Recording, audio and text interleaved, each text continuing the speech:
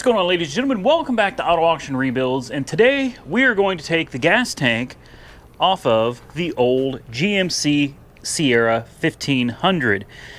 The truck has not been running or driving since we replaced the intake. In fact, that's not even true, because a lot of people are going to blame the intake and the carburetor, saying I should have left it original.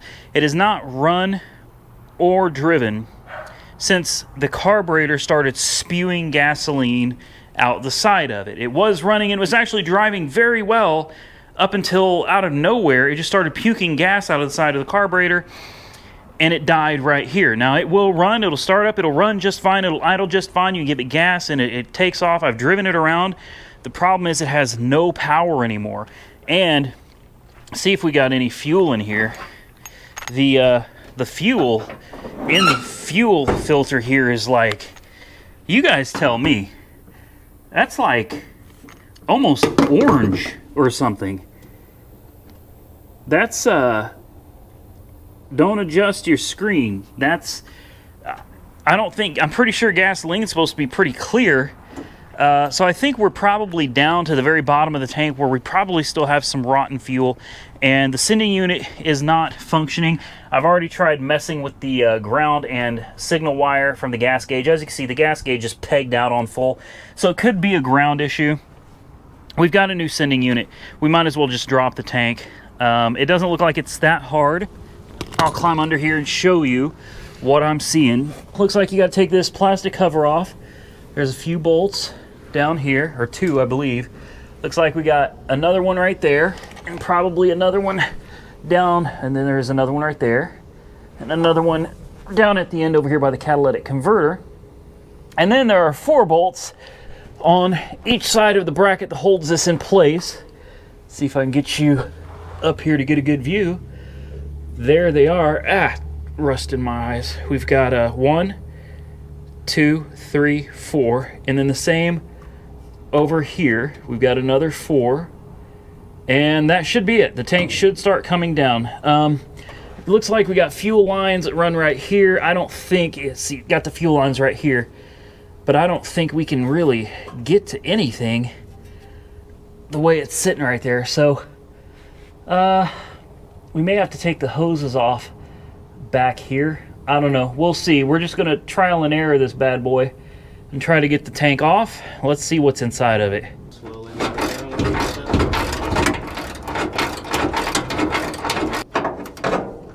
And then you got to be very careful letting it down.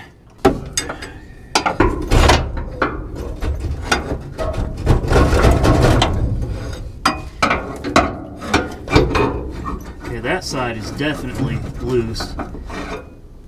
Start lowering it.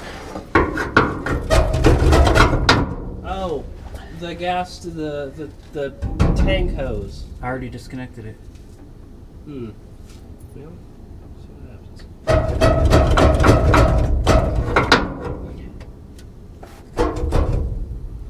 Yeah, it's still caught up on something.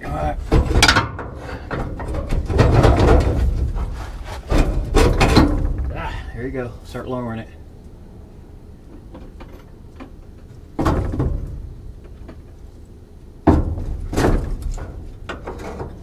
Okay, jack it back up just a hair.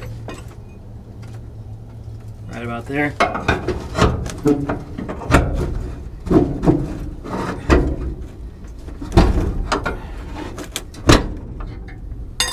Alright guys, so it came out. I'm going to tell you a trick to doing this if you've never done this before.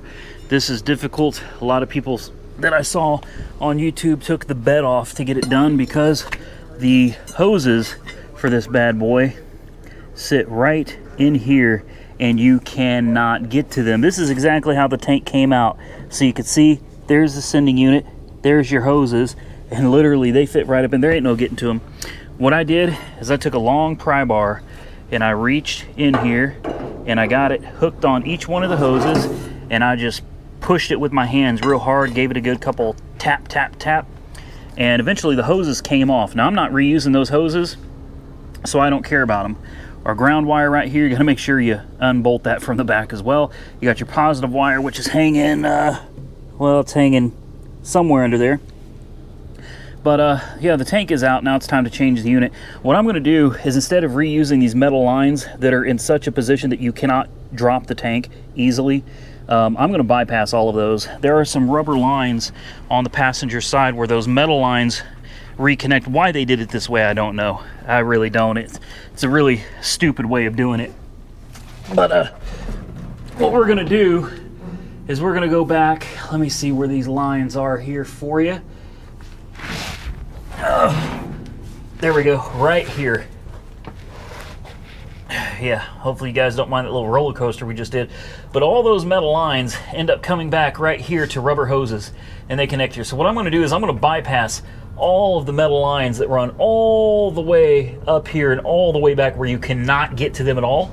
We're going to we're going to undo each one of these hoses from the metal lines right here going to the front of the car, and we're going to just put rubber hose all the way from the sending unit back here to these metal lines, and we will bypass all of these so that next time someone needs to change the fuel tank, all they got to do is undo the clamps that I'll put on these 3 metal lines here, get them off, and then you can just drop the tank. It'll be easy as that. I'm saving the next guy a huge headache. So now we're going to pull out the gas tank, if we can get it out from under here. It should just slide out. We didn't jack the truck up or anything. It wasn't necessary. Let's see if we can convince this thing to come down. It doesn't seem to want to because of this hose right here. Oh, it's got a ground strap attached to it. Are you kidding me? This ground strap doesn't want to come off. All right, there is a ground strap, folks, attached right there, right in the center of your screen. We're gonna have to find a way to get that sucker off. Then the tank should just slide right out. Now listen to me very carefully. If you're gonna be doing this, or you're watching this video as some sort of a tutorial to figure out how to do it yourself, you're going to want to pay very close attention to this. Now, a lot of you are going to want to rush through this and get it done, and you're going to take these straps and you're going to tighten them up, torque them down, and you're going to go to put this under the truck, and it's not going to fit. It's not going to fit because you're not going to be able to get all 8 of your bolts lined up, and then you're going to end up putting like 2 in each one and trying to call it a day. That's not how you do it. Ask me how I know. What you're going to want to do, there are actually holes through the truck where this gas tank mounts where you can actually tighten these straps up. So what you want to do is you want to leave the straps somewhat loose so that you can maneuver the gas tank side to side. You want to be able to maneuver these straps around so you can get all 8 of your bolts started. Once you get your 8 bolts in, then you can go through that little hole in the truck and you can torque these down. Now I've got the earthquake right here, and this is what I'll use. Just stick it there, probably put an extension on it, and torque the sucker down, and you're done. But trust me when I tell you, you want to wait to torque down your straps until after you've got the tank already installed in the truck.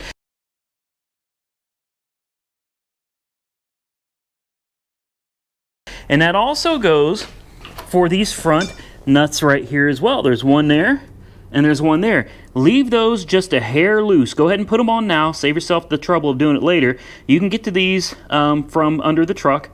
Loosen them up so that everything is free to move and maneuver around as you need it to be. And same thing with these. I couldn't remember exactly where these hoses went, so I left them loose, and I'll tighten those down once we get them in. Now, if you're wondering how we're going to bypass the metal hoses, I bought 8 feet of fuel line, and I've got all 3 hoses, so the sizes you're going to need, I recommend 8 feet just to be on the safe side. We've got 3/8 inch here. There's 3 different sizes. Yeah, go figure.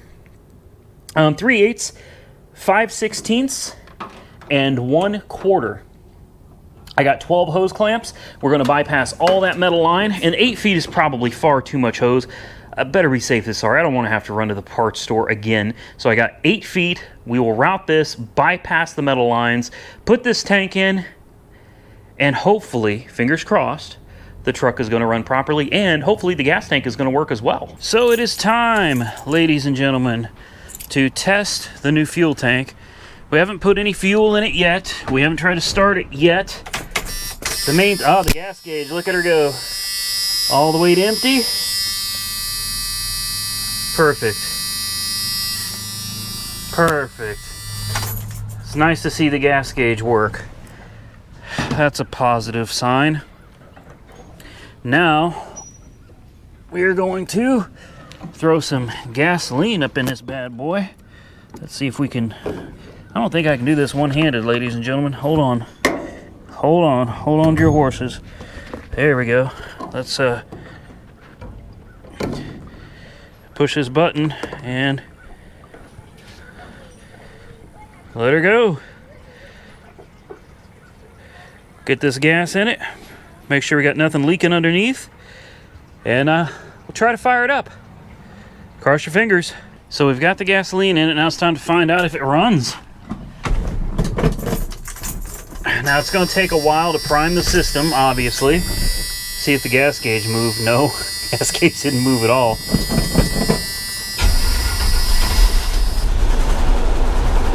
Not surprised it's running at all. Yeah, the gas gauge moved a hair.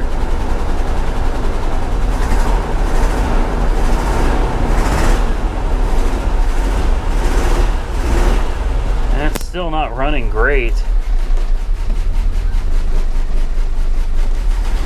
I mean, it's running, but I was really hoping that it would clear up with some fresh gas and a fresh tank and a fresh sending unit.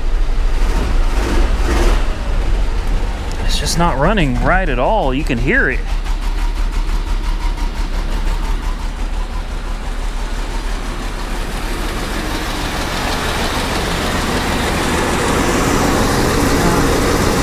At least the gasoline that's coming through the filter isn't orange anymore. It's clearing up.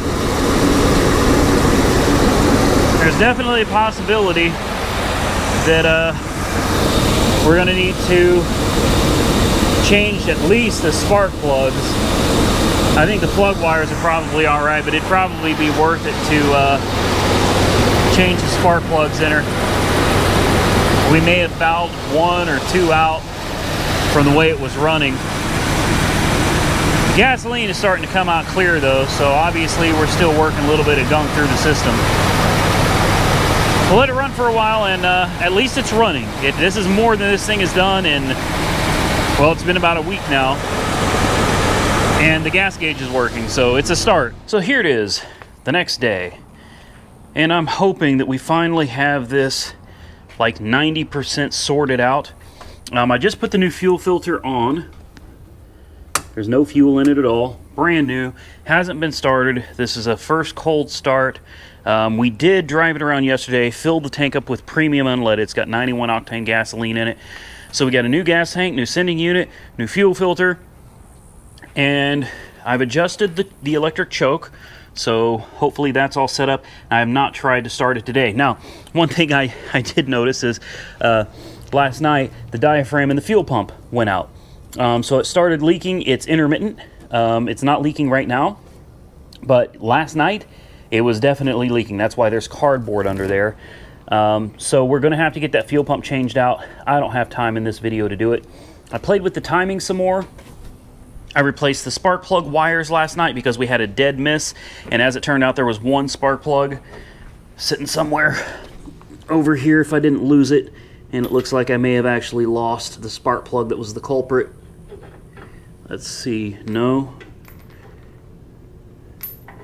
We'll find it, or maybe we won't. It was so gummed up, it was just insane.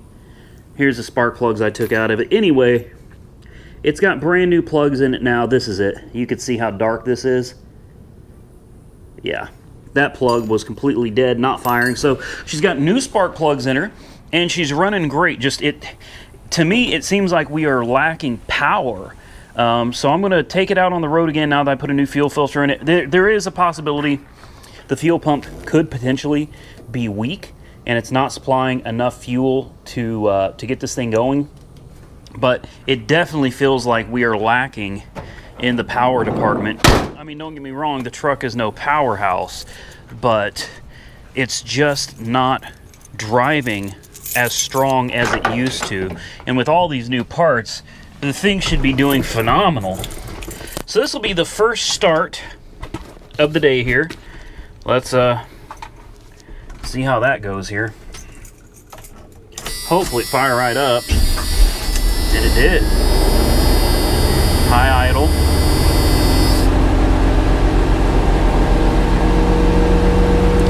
high idle. Just kick it down a notch. There we go. She's running very, very well. Very well. Roll this window down.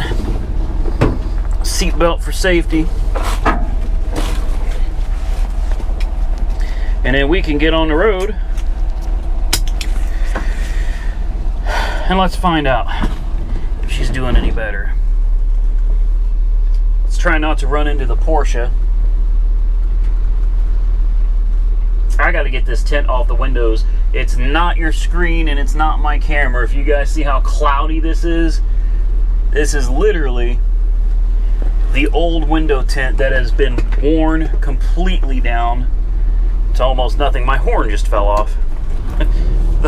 The horn button just fell off onto the floor here. Well, so far so good. Let me roll this window up a little bit, drown out some of that wind noise. I mean, she's cruising just fine. Everything seems to be working properly. Now, let me floor it. Yeah, she takes off.